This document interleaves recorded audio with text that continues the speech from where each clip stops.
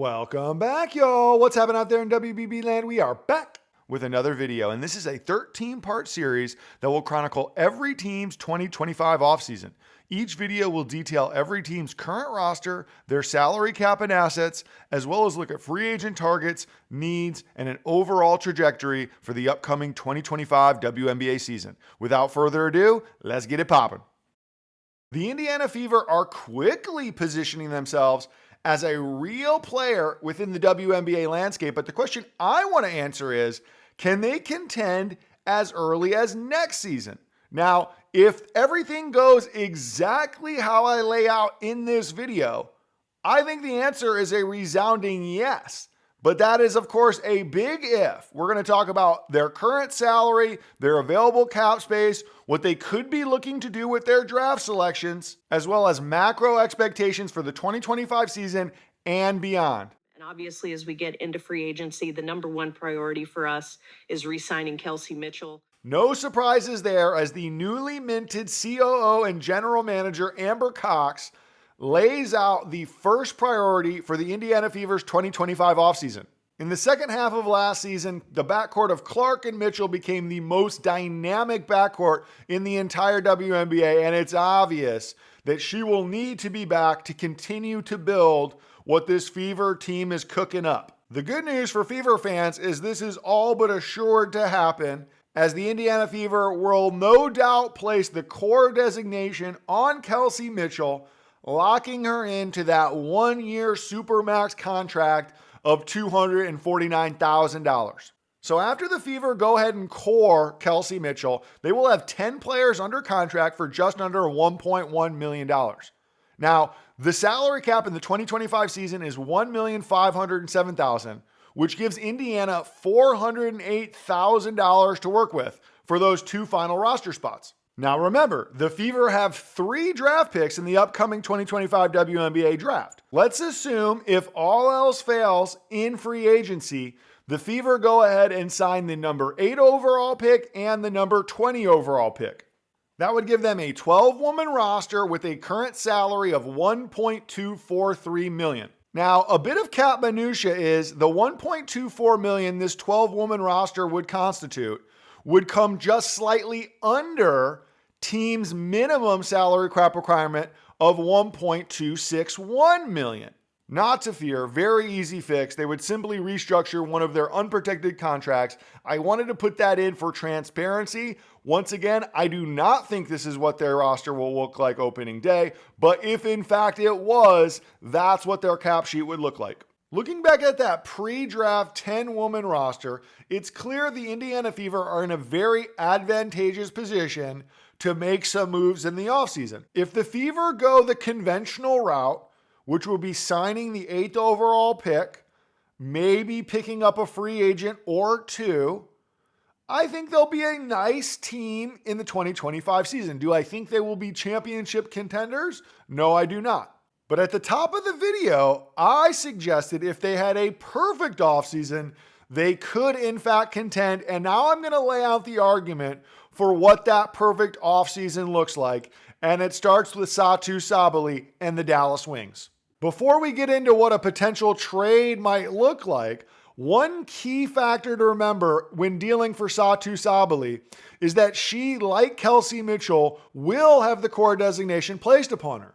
That means in order to bring her over to Indiana, she will need to agree to a sign-in trade where she will not be a core designated player, but rather will be on a one-year deal with the franchise. This actually works out beneficial because rather than being a core supermax of $249, the max for non-core players is $214. So you end up saving about $35,000 extra to go out and spend as well in free agency.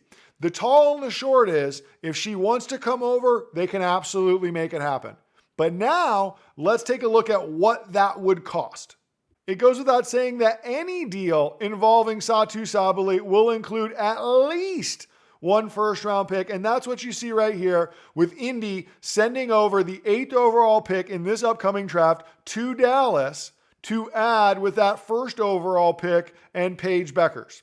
The next piece to this deal is a player a lot of Fever fans have wanted to part ways with for quite some time. Of course, I'm talking about NaLyssa Smith. The writing's been on the wall for quite some time now, but when Temi Fagbenle heard her name called by the Golden State Valkyries, it was abundantly clear that the front office of the Fever had protected NaLyssa Smith, something that we told you they would do.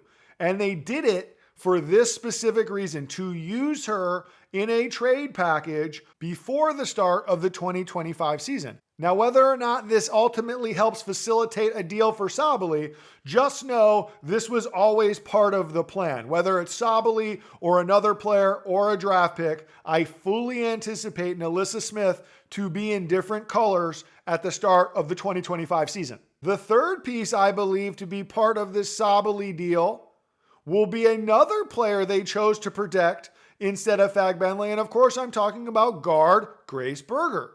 While I was initially very surprised Indiana ultimately chose Berger over Fagbenle, I've more or less come around on the idea that 2 years 170 is a more movable asset.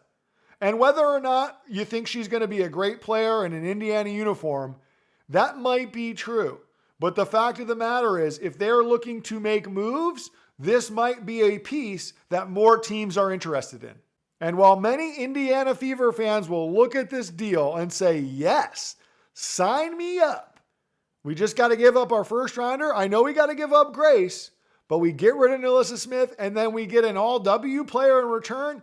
As Lee Corso would say, not so fast, my friends. I don't think that's going to get it done.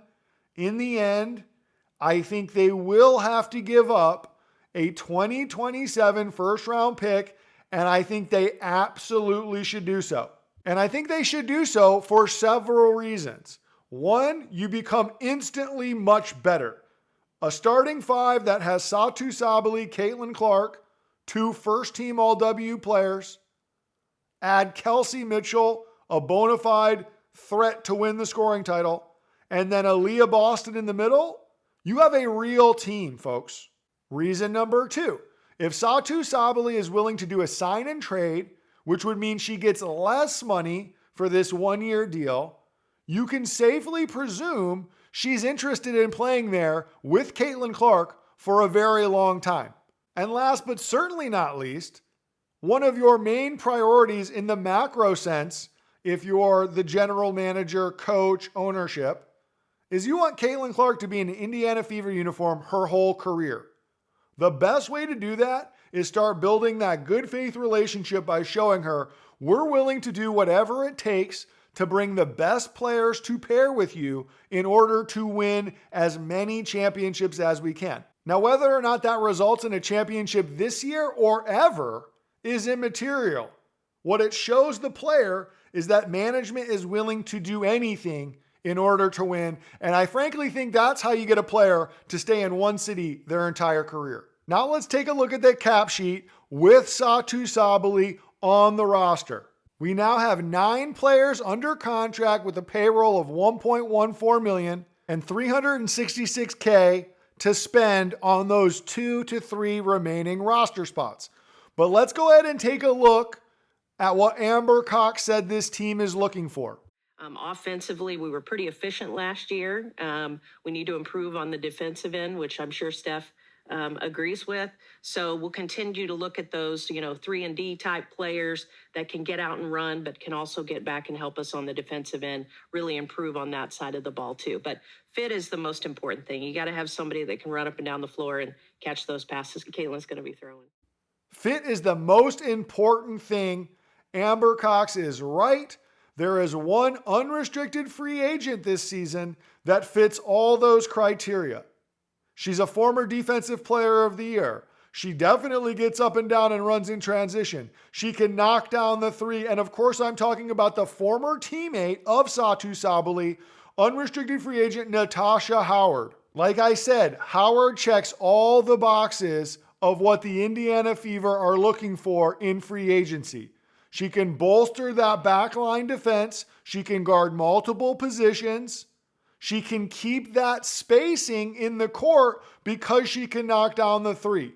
She won't clog the paint where Aaliyah Boston can go to work as she continues to improve her post game. And she's a veteran that knows how to win. It remains to be seen if Howard has any interest in coming to Indy, but I think there should certainly be inquiry from Indy to Howard, as this player would then make a starting five of Caitlin Clark, Kelsey Mitchell, Satou Sabally, Natasha Howard, and Aaliyah Boston, by any metric, one of the top starting lineups in the WNBA.